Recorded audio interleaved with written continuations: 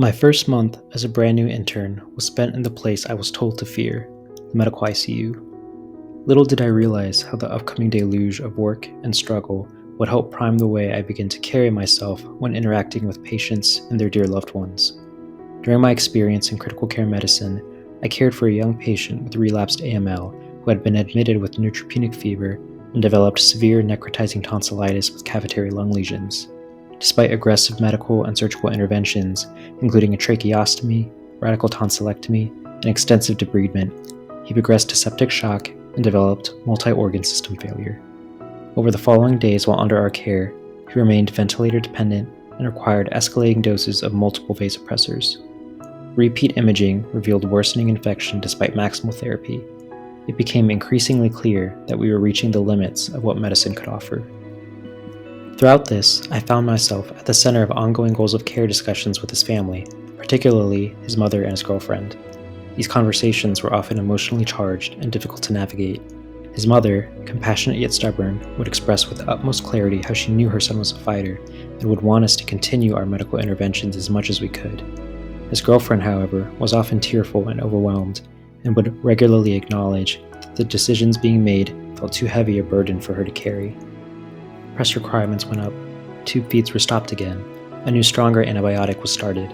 The patient is still febrile, another message from the bedside nurse doing rounds. His electrolytes need to be replaced, another unit of platelets ordered. In moments like these, I often struggled with balancing the medical facts with the human realities in front of me. I yearned to be honest and clearly communicate the severity of his condition while still giving space for the family to process their grief and uncertainty. Every morning, I would try again. Every afternoon, I made another trip to his room. I took it slow, repeated key points, paused, checked for understanding, and did my best to meet each family member wherever they found themselves that day. Ultimately, after days of reflection and family presence at the bedside, consensus was reached.